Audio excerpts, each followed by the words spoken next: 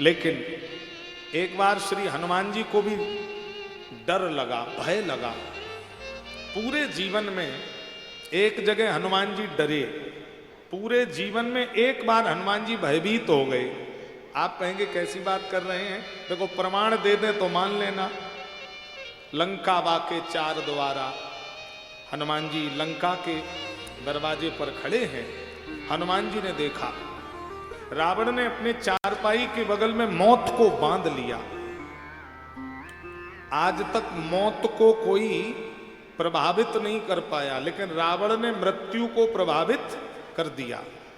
और ध्यान देना, शनि की दशा अगर आई तो बड़े बड़े ज्योतिषाचार्य हाथ खड़े कर देते कि बोले 3.5 साल की है तो कोई उपाय, बोले हाँ इतना है कि थोड़ा दान करो, भजन करो तो प्रकोप कम होगा, लेकिन शनि की दशा उतरने वाली नहीं है, कोई नहीं उतार सकता।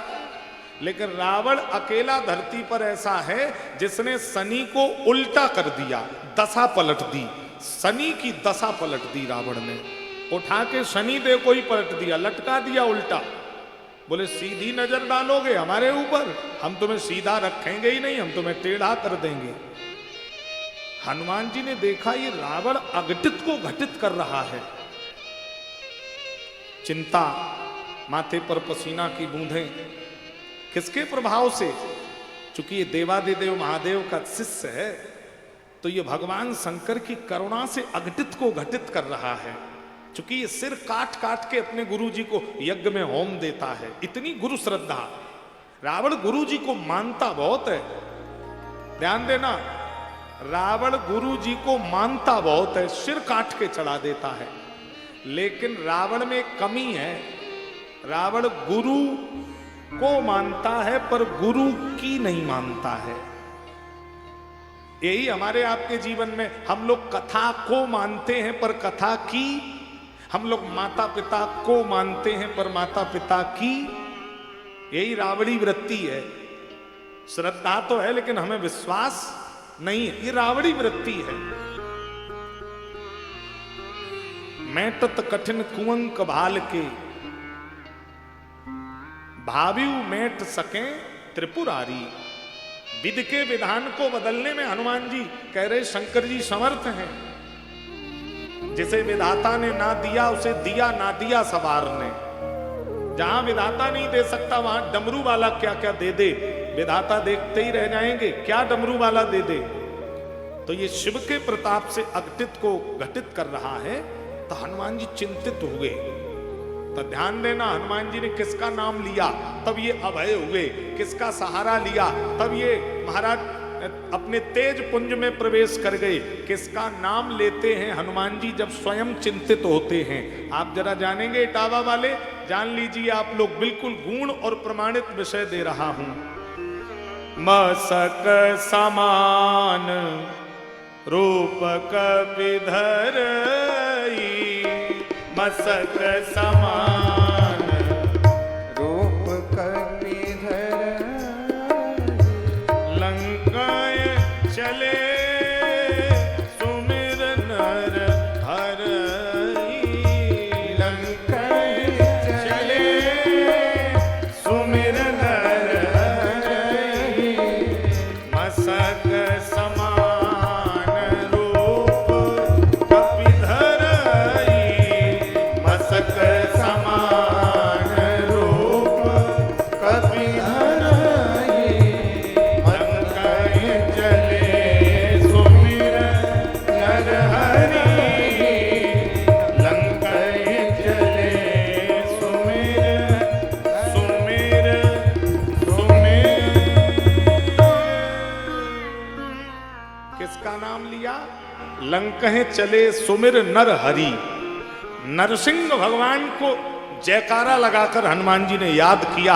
बोलो नरसिंह भगवान की, बोलो नरसिंह महाराज की जय हो।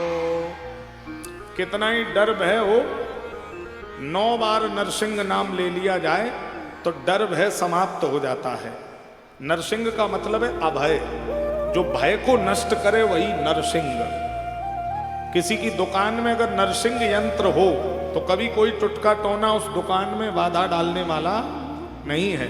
किसी के घर में भगवान नरसिंह का चित्र हो, पूजा की अलमारी में अगर भगवान नरसिंह बैठे हैं तो उस घर में अकाल मृत्यु होने की संभावनाएं कम हो जाती हैं। उम्र को लंबा, भय को नष्ट करने वाले नरसिंह हैं। स्वयं हनुमान जी जिनसे अपने को तेज पुंज प्रवेश में प्रविष्ट करते हो, ऐसे भगवान नरसिंह हैं। किसी को रात में बुरे सपने आए, डर जाता हो, चौंक जाता हो, तो 9 बार नरसिंह नाम लिखकर उसके तकिया के नीचे रख दिया जाए। डरना, चौंकना, भयभीत होना, घबराना बंद। किसी का ब्लड प्रेशर बहुत ज्यादा गड़बड़ होता हो तो 9 बार नरसिंह नाम लिखकर उसके हाथ में बांध दिया जाए। ब्लड का सर्कुलेशन नॉर्मल होगा, और जब ब्लड नॉर्मल चलेगा तो बीपी ना हाई होगा ना लो। जब ब्लड सर्कुलेशन डिस्टर्ब होता है तभी ब्लड प्रेशर की समस्या प्रकट, ब्लॉकेज होना शुरू हो जाते हैं। और उसी ब्लड प्रेशर में जब हार्ट में ब्लॉक होता है तो वो अटैक बन जाता है। बीपी हाई हुआ और उसको जगह सही तरह जाने की मिली नहीं तो वहीं पे स्टोन में पत्थर में टकराया और अटैक हो गया। वही फालिस का पक्षाघात हो गया, वही ब्रेन हेमरेज हो गया, दिमाग की नस फट गई, ब्लड जा रहा उसको सही जगह नहीं मिली, वो नस फट गई, आदमी मर गया। तो इतना बड़ा प्रभाव है नरसिंह भगवान का। रूपम नरसिंह विवियाय जना स्मरंती, अभय देने वाले हैं भगवान नरसिंह। कभी आप लोग दंदरौआ धाम में दर्शन करने गए हो, उनको एक दूसरा नाम है डॉक्टर हनुमान। मंगलवार को आला और सफेद कपड़े पहनाए जाते हैं हनुमान जी को। बड़े बड़े वैज्ञानिक भी वहां चकित हैं। और ऐसी मान्यता है कि अगर असाध्य दिक्कत है तो 5 मंगल आपको दंदरौआ लगातार जाना है, तब आपका पर्चा एक्सेप्ट होगा। नियम है, 5 मंगल लगातार जाइए तो हनुमान जी आपका ट्रीटमेंट करना शुरू कर देंगे। और लोगों को लाभ मिलता है। बड़ी बड़ी दूर से, पूरे भारत से लोग डॉक्टर हनुमान जी के दर्शन करने आते हैं। और हनुमान जी एक ऐसे देवता हैं जो 7 शरीर आज भी धरती पे हैं। हनुमान जी आज भी अमर हैं। अश्वत्थामा बलिर्व्यासो हनुमदाद विभीषणा कृपा परशुरामश्च सप्तैते चिरजीवना। ये 7 लोग अमर हैं। अश्वत्थामा राजा बलि, वेदव्यास जिन्होंने 18 पुराण लिखे, ये भी अमर हैं। हनुमान जी अमर हैं, विभीषण जी अमर हैं, कृपाचार्य अमर हैं, विभीषण जी अमर हैं। और 8वें में मार्कंडे यथाष्टमम, मार्कंडे मृकंड ऋषि के पुत्र मार्कंडे भी अमर हैं। ये 8 लोग आज भी धरती पर हैं। कभी आप लोग दतिया पीताम्बरा माई गए हो दर्शन करने? सिद्ध की तंत्र की पीठ है। पद प्राप्त कराने में दतिया पीताम्बरा माई बड़ी प्रभावी है। तो पीताम्बरा माई की बड़ी महिमा है। जो बड़े महाराज जी पहले थे दतिया पीताम्बरा माई मंदिर के महंत, बड़े महाराज जी जिनका चित्र कभी आपने खरीदा हो तो एक तरफ पीताम्बरा माई है और एक तरफ बड़े महाराज जी का चित्र लगा हुआ मिलता है। दुकानों पे लोग बेचते हैं, एक तरफ माई है और एक तरफ बड़े महाराज जी का चित्र है। तो वो बड़े महाराज जी को तंत्र की दीक्षा अश्वत्थामा देने आया था। अश्वत्थामा अमर है। बड़े महाराज जी को तंत्र की दीक्षा अभी इसी कलयुग में, अभी कुछ वर्ष पहले अश्वत्थामा ने प्रकट होकर के दीक्षा दी थी। इतने सिद्ध महात्मा थे बड़े महाराज। जब चीन और भारत का युद्ध हुआ 62 में, उस समय भारत कमजोर पड़ गया, तो बड़े महाराज जी ने अनुष्ठान किया, यज्ञ किया, और रातों रात माई की कृपा से चीन की सेना अपने आप पीछे चली गई। और महाराज बड़ी हानि होने से, भारत देश का उस समय बहुत नुकसान होने से माई की कृपा से बची। ऐसी उनकी महिमा, ऐसी लीलाएं थी। तो आज भगवान की देसी गाय माता की पूंछ से नजर झाड़ी गई। आए दिन कोई ना कोई निशाचर, कोई राक्षस आता है। भगवान बोले अब हम यहां नहीं रहेंगे, अब हम लोग वृंदावन में रहेंगे। वनम वृंदावनम नाम पसव्यम नवकाननम गोप गोपीं गवां सेव्यं पुण्याद्रणवीरुदम। वृंदावन में भगवान ने माखन चोरी लीला की है।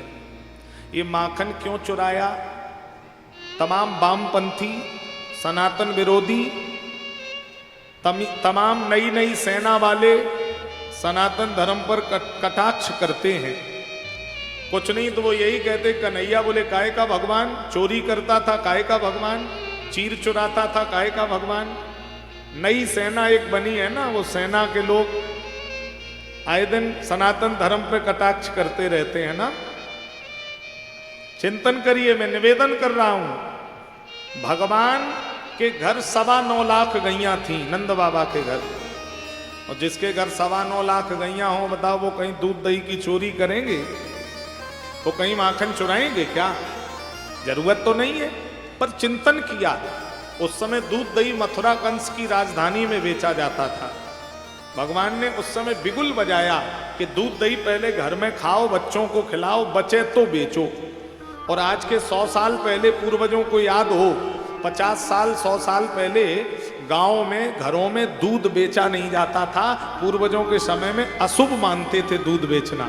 वो दूध का दही बना के घी निकालते थे और दूध का मट्ठा फिर जानवरों के चारे में ही डाल देते थे या गरीबों को बांट देते थे फ्री में, लेकिन दूध बेचते नहीं थे। पूर्व समय की बात है, दूध बेचना पाप माना गया पूर्व समय में।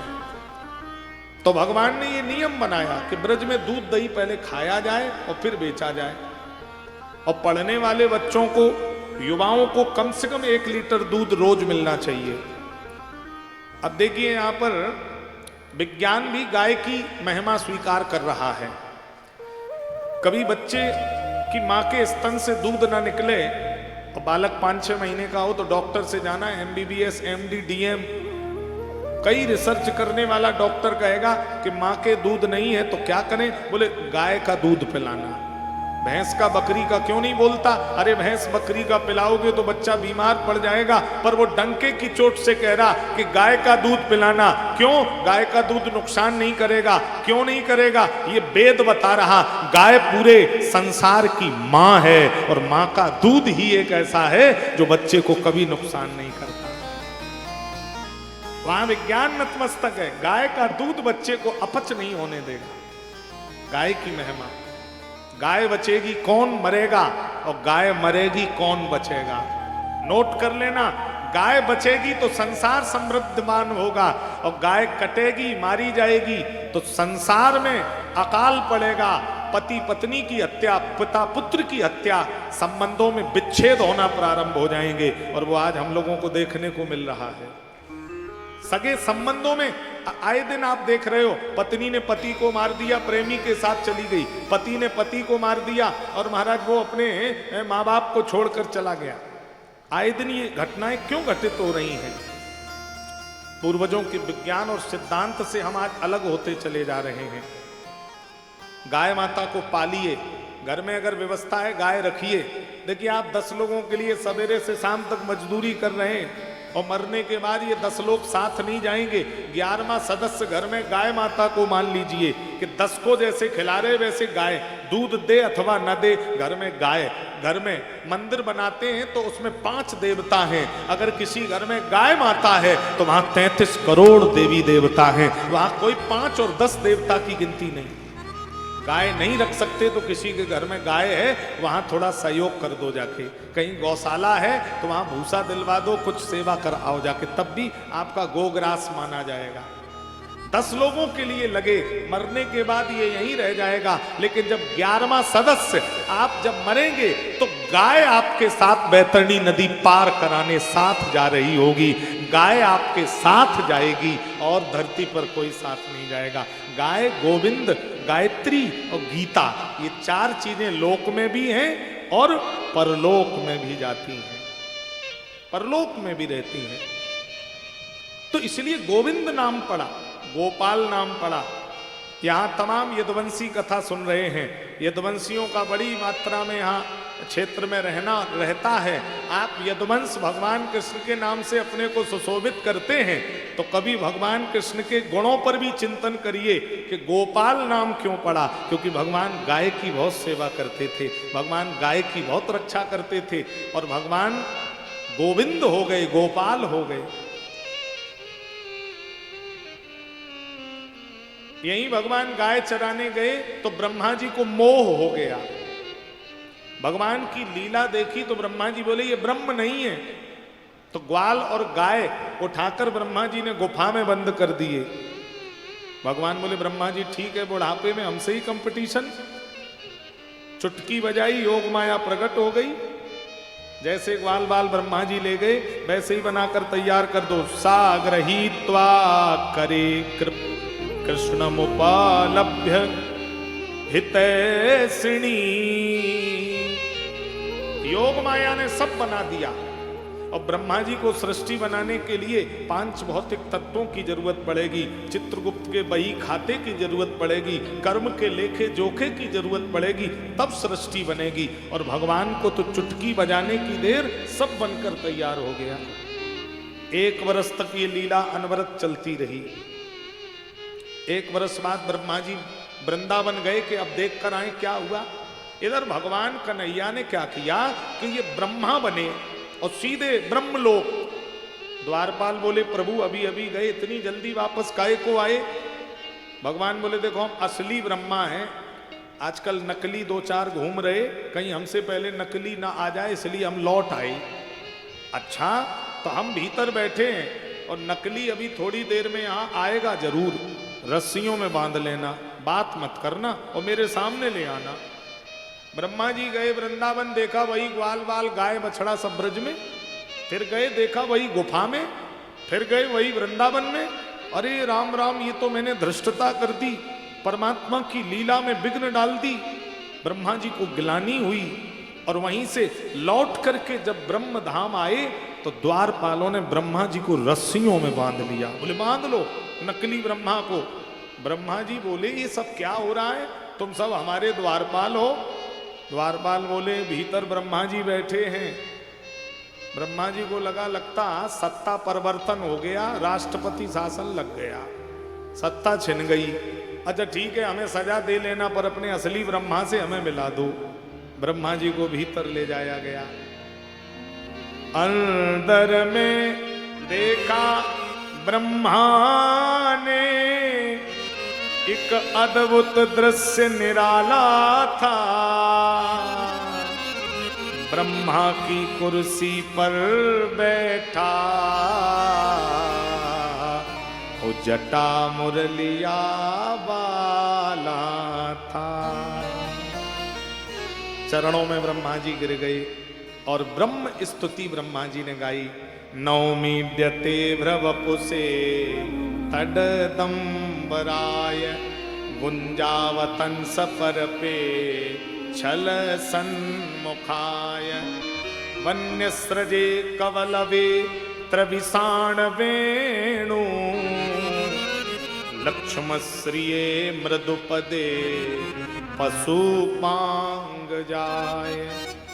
वेद स्तुति ब्रह्मा ने गाई और क्षमा मांग करके ब्रह्मा जी बैठ गए। और भगवान ने ब्रह्मा जी को बहुत ज्ञान उपदेश दिया कि मेरे द्वारा दिए पद का मद व्यक्ति का विनाश कर देता है।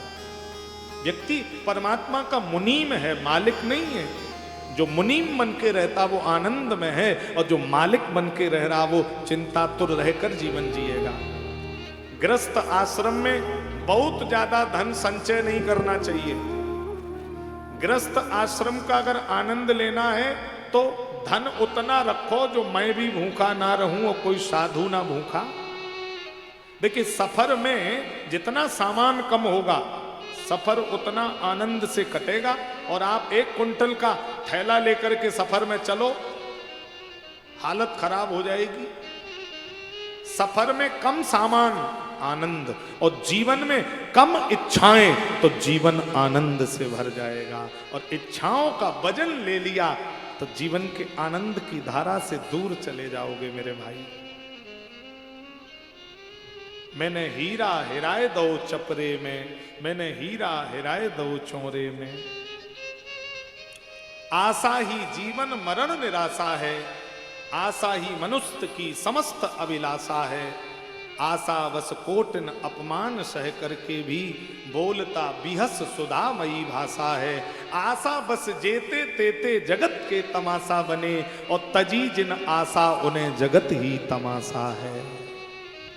आशा एक राम जी से दूजी आशा छोड़ दे। किसी भक्त ने कहा, जिसे भगवान पर दृढ़ भरोसा है, हमारी बार गर निकले मदन मोहन सनम झूठे, हमारी बार गर निकले मदन मोहन सनम झूठे, तो सरदारी के सारे नाम भी कर देंगे हम झूठे।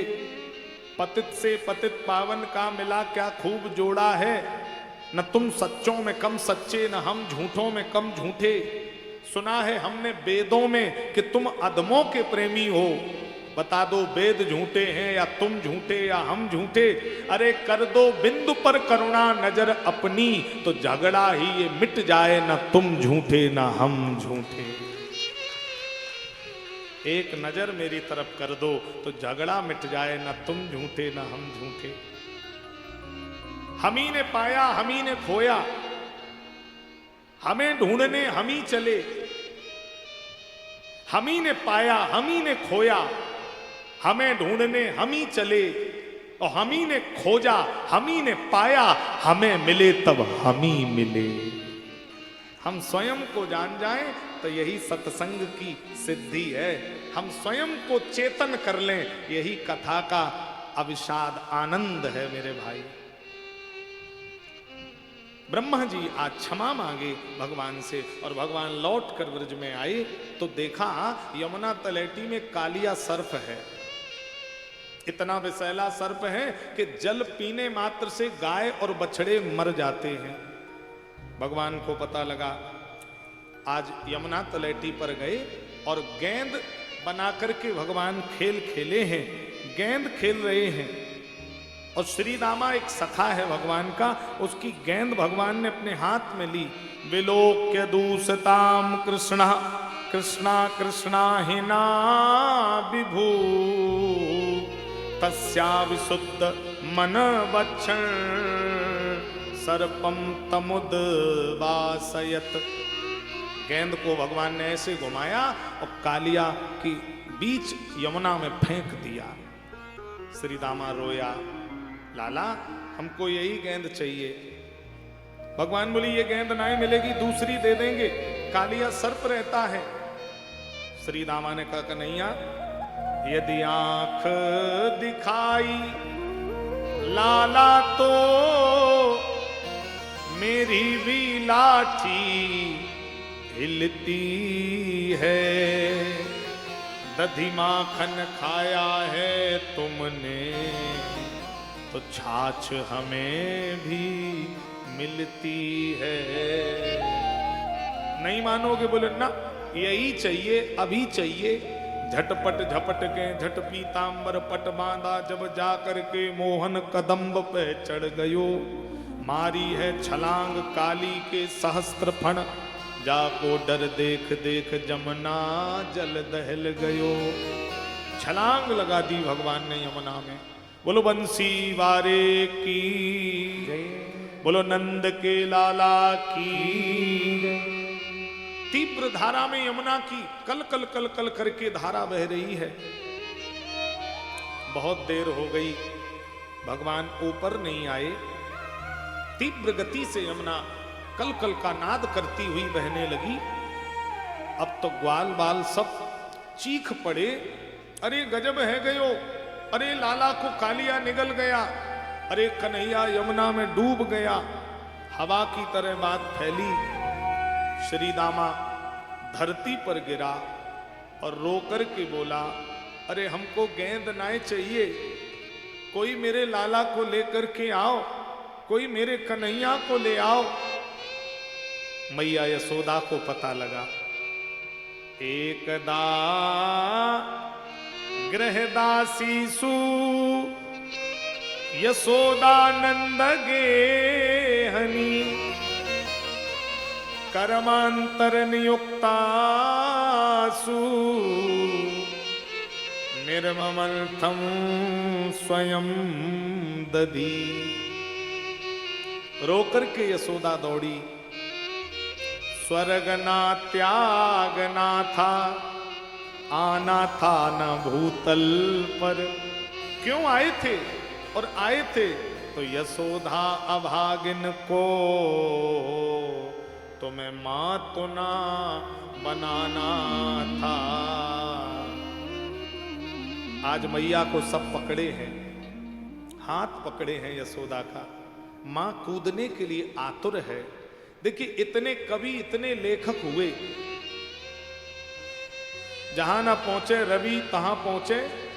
यहाँ कवि वृंद भी बैठे हुए हैं, बड़े अच्छे इटावा के सब विद्वान श्रोतागण भी यहाँ उपस्थित हैं।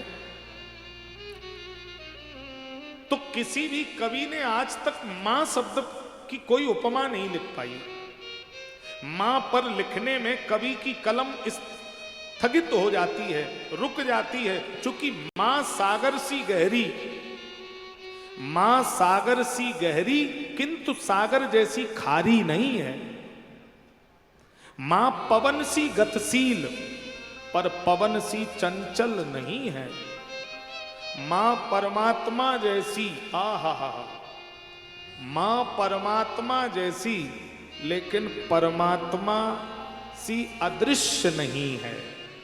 परमात्मा से भी ऊपर चली गई मां, क्योंकि परमात्मा है पर दिखाई नहीं दे रहा, पर मां है और हमें दिखाई भी दे रही है, इसलिए ये स्थिति और ऊपर हो गई। पैसे का बाप बिन पैसे की महतारी। फिर चिंतन करिए, पिता का कद बहुत ऊपर है, लेकिन यहां शब्दों में आप जरा गहराई में चलिए। पिता उस पुत्र को बहुत प्यार करेगा जो पुत्र विरासत आगे ले जाएगा। पिता को वो पुत्र बहुत प्यारा है जो उसका नाम ऊंचा करे, खूब धन कमाए। निकम्मा पुत्र हो, काम चोर हो तो पिता 100 गाली देता, चला जा मेरे सामने से, तुझे देखकर मेरा खून जल जाता है। मां पीछे से इशारा करती है, बेटा जवाब मत देना, बुरा मत मानना, पिताजी मुंह के थोड़े कड़वे, पेट के साफ हैं, पिताजी चले जाएंगे, हम तुम्हें भोजन करा देंगे। लला तुम क्रोध मत करना, गुस्सा मत होना। बिन पैसे की मां, मां एक बिना पैसे की है, बिना पैसे की। क्योंकि जब एक लड़का करोड़पति हो और एक गरीब हो और दोनों पुत्र जब अपनी मां से मिलने आते हैं तो मां आंगन में अपने दोनों पुत्रों के लिए बराबर भोजन की थाली लगा के दौड़ती है, क्योंकि मां एक ऐसी है जहां न पुत्र गरीब है न पुत्र अमीर है। मां तो बस प्रेम में डूब के दोनों को देखती है और अपने वात्सल्य से स्नेह करती है। घर में पत्नी भी होगी, घर में मां भी होगी। इटावा क्षेत्र वाले चिंतन करना, पत्नी और मां, ये मैं इसलिए बोल रहा हूं क्योंकि पत्नी भी जीवन में बहुत जरूरी है और मां भी जीवन में बहुत जरूरी है। लेकिन कभी कभी हम पत्नी के लिए मां बाप को त्याग देते हैं, वहां वो लड़के फेल हो जाते हैं। ये व्यासपीठ आदेश कर रही है, जिन्होंने केवल पत्नी को देखा वो फेल हो गए अपने जीवन में। कैसे? हाथ पैर नाक आंख मुंह सब है तो शरीर स्वस्थ है, हाथ काट दिया जाए तो शरीर अपाहिज है। संबंध में अगर पत्नी पति पिता पुत्र मां बहन भाई सब हैं तो संबंध सुसज्जित है, और जहां सारे संबंध छूट जाएं, एक संबंध पकड़ के बैठ जाओ तो वो जीवन अपंग हो गया, वो अपाहिज जीवन हो गया, वो अधूरा जीवन है जो केवल एक को लेकर बैठा है। गृहस्थाश्रम में 4 बर्तन है, आवाज होती है। चिंतन करिए, पत्नी भी जरूरी है, मां भी जरूरी है। मैं ये नहीं कह रहा पत्नी जरूरी नहीं है, पत्नी भी घर छोड़ के आई, तुम्हारे साथ रह रही, आदर दीजिए। लेकिन फिर एक बात इटावा वाले सुने, पत्नी को दिल में जगह दीजिए, पत्नी को दिल में बिठाइए, पत्नी को आदर दीजिए, पत्नी का सम्मान करिए, पत्नी को सुरक्षित सम्मान से रखिए, पत्नी को दिल में बैठाइए, पर पत्नी को सिर पर मत बैठाइए। सिर पर नहीं बैठाना कि वो जो कहती चली जाए आप वही करते चले जाएं। तो वो तो आपके परिवार और घर को माचिस की तीली से आग लगवा देगी और आप लगाते चले जाएंगे क्या? चिंतन करिए मेरे भाई। घर में मां भी होगी, घर में पत्नी भी होगी, एक अंतर है दोनों में। फिर से देखिए, आप जब हारे थके घर आएंगे, पत्नी भी दौड़ेगी और मां भी दौड़ेगी। विश्लेषण कर रहा हूं, जरा ध्यान से श्रोता समझें। आप जब घर आए तो पत्नी भी दौड़ी, मां भी दौड़ी। पत्नी दौड़कर आई तो पत्नी ने जेब देखी और बोली कि अब की 6 महीने से तुम्हारा धंधा बहुत अच्छा चल रहा है, 6 महीने से तुम खूब कमा रहे हो, हमें सब मालूम। अब की करवा चौथ पर हमको सोने की चूड़ियां बनवा देना, हम 6 साल से कह रहे, हमसे बुरा नहीं कोई। तुम्हारी आमदनी बढ़ेगी तो पत्नी के खर्चे और पर्चा बढ़ना शुरू हो जाएगा। तुम्हारी आमदनी बढ़ेगी तो पत्नी की इच्छाएं बढ़ना प्रारंभ होंगी। लेकिन अनुभव करना, पत्नी दौड़ेगी तुम्हारी जेब देख के तुमसे बात करेगी, और मां दौड़ेगी तो तुम्हारे माथे का पसीना देखकर तुमसे बात करेगी। सिर पर पल्लू रख के कहेगी, बेटा 2 रुपए कम कमाओ, जमाना खराब है, 7 बजे घर आ जाया करो, हमें नींद नहीं आती। लला इतना क्यों परेशान हो, इतना पैसा करके क्या करोगे? ये एक शब्द केवल मां जीवन में कहेगी। मां कह रही कम कमाओ, कम लाओ, हमें मंजूर है, पर तुम सही रहो बेटा, जमाना बहुत खराब है। ये केवल मां कह सकती है और संसार में कोई नहीं कह सकता। ये प्रेम केवल मां दे सकती है, ये वात्सल्य केवल मां दे सकती है। और बड़े भाग्यशाली हैं जिनके मां है। आहा, स्वर्ग है उनके पास। जिनके पास मां है वे स्वर्ग में रह रहे हैं, और जिन्होंने मां का प्यार नहीं देखा, जिन्होंने मां की सेवा नहीं कर पाई, वो धरती पे ही नरक में चले गए हैं। उन्होंने नरक को चुना है, उनके भाग्य में नरक चला गया, क्योंकि वो मां से वंचित हो गए, मां से दूर हो गए। मैं मानता हूं मजबूरी में आप मां से अलग हो गए, घर में झगड़ा बचाना है, लड़ाई बचानी है, कोई बात नहीं, आप अलग हो गए, बुराई नहीं है। लेकिन दूर रह करके भी माँ बाप की सेवा हो सकती है। महीने में 15 दिन में 10 दिन में अपने माँ बाप से मिल के आओ, उनके हालचाल पूछ के आओ, उनसे मिलो, उनको दवा के लिए कभी 2-4 हजार रुपए भी हाथ पर रख कर आओ। भाई पत्नी को आप 50,000 रुपए दे रहे हो, तो क्या मां को उसमें पिता को 5,000 नहीं दे सकते? अब तो उनकी आमदनी चली गई, अब तो उनके खर्चे बढ़ गए, उनकी दवाई, उनके बीमारियों में इलाज, उनके अब खर्चे ज्यादा हैं, आमदनी खत्म हो गई। तुम्हारा दायित्व है मेरे भाई। यहाँ तमाम युवा बैठे हैं, तमाम युवा बहनें बैठी हैं, करवा चौथ, होली, दिवाली आप शॉपिंग करते हैं अपने लिए, अपने बच्चों के लिए। ईमानदारी पर दिल से हाथ रख के अपने पूछ लेना, आप जब पत्नी के लिए शॉपिंग करने गए, आप अपने बच्चों के लिए कपड़े लेने गए, तो क्या आपने घर बैठे भगवान, बूढ़े माँ बाप, उनके लिए कपड़े खरीदे थे? क्या उनको आप गांव कपड़े देने गए? कई घरों में तो ऐसा देखा, लड्डू गोपाल होते हैं, माँ बाप कहते घर में कुछ भी नया आएगा पहले ठाकुर जी के लिए आएगा। और तुम्हारे तो जीवित ठाकुर जी घर में बैठे, तुम उनका आदर नहीं कर पाए। तुमसे बड़ा अभागा इस संसार में कौन होगा, दुर्भाग्यशाली कौन होगा? पिता स्वाभिमानी है, मां स्वाभिमानी है, जीवन भर तुम्हें दिया है। मां जब मर जाती है, उसका बक्सा जब खोला जाता है तो उसमें 10-20 हजार रुपए निकल ही आते हैं। सोना चांदी कपड़े निकल के ही उसमें आते, कुछ ले नहीं जाती है वो तुम्हारे लिए। वो स्वाभिमानी है।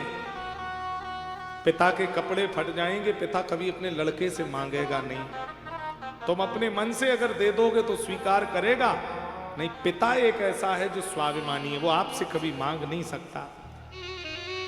आदर करिए, माँ बाप का सम्मान करिए। यहाँ बैठी माताओं से मैं कहना चाहता हूं, आपकी बेटी अगर जवान हो रही हो तो उसको आज से ही समझाना शुरू कर देना। आज मेरी कथा सुनने का सार्थक भाव लेकर जाना, आज की मेरी कथा का निचोड़ अपने गांठ में बांध के ले जाना।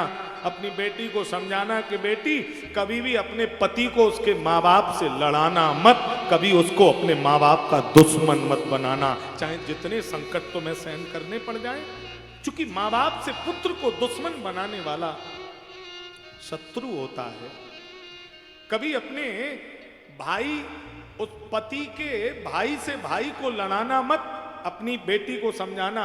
ये दो संबंध हमेशा बेटी तुम बचा के रखना, एक तो अपने सास ससुर से अपने पति को लड़ाना मत, और एक तो भाई भाई में कभी जहर मत घोलना। ये दो चीजें जिस माता ने अपने जीवन में धारण कर ली, उसका घर अयोध्या बन जाएगा, रामचरितमानस बन जाएगा। शिक्षा देना बेटी को। कई घरों में मैंने देखा माताएं अपनी बहू जिंदगी भर अपने साथ रखना चाहती हैं, पर अपने बेटी को न्यारा करने के लिए सवेरे से शाम तक बिटिया से मोबाइल पे लगी रहती हैं, और बेटी से कहती, बेटी तुम तो पागल हो, बीमारी का बहाना बनाया करो, रोटी ना बनाना, तुम 2 दिन ऐसी लेटी रहो, कह दो हमारी तबीयत खराब है, तब ये सुनेगा, तब न्यारा होगा। इस तरह के शब्द माताएं अपनी बेटियों को सिखाती हैं। बहू जिंदगी भर रहे, पर बिटिया, हाय बिटिया हमारी बड़ी परेशान, 10 लोगों का खाना कैसे बनाए, और बहू सवेरे से शाम तक लगी, कोई समस्या नहीं। ऐसा दोहरा चरित्र रखने वाली माता के घर में कभी भगवान वास नहीं करेंगे। जैसे आपकी बहू आपके साथ रह रही, ऐसे ही बेटी को समझाइए कि तुम भी अपने सास ससुर के साथ जीवन पर्यंत रहो, उनसे अलग मत होना। यहां बैठी माताएं बहनों से फिर मैं कहूंगा, आप अपने घर छोड़ करके अलग रही, लेकिन आप अलग रह रही हैं ठीक है, फिर भी बीच बीच सेवा करो, जब मौका मिले। बड़ों का आशीर्वाद ही वरदान है। अरे हो सकता है उनने गलतियां कर दी हो, कोई कमी रह गई हो, सास ससुर से कोई त्रुटि हो गई हो, फिर भी जो तुम मांग में सिंदूर भर रही हो, ये भी तो उन्हीं माँ और पिता के द्वारा जीवन इसको धरती पर मिला। ये जो श्रृंगार कर रही हो, ये भी उस बूढ़ी माँ की कृपा है, उसकी कोख से तुम्हारा पति पैदा हुआ। तुम लाख सेवा करोगी तब भी उससे उर्ण नहीं हो पाओगी, उद्धार नहीं हो पाओगी। तुम्हारे साथ अगर किसी ने गलत किया तो बदला मत लेना।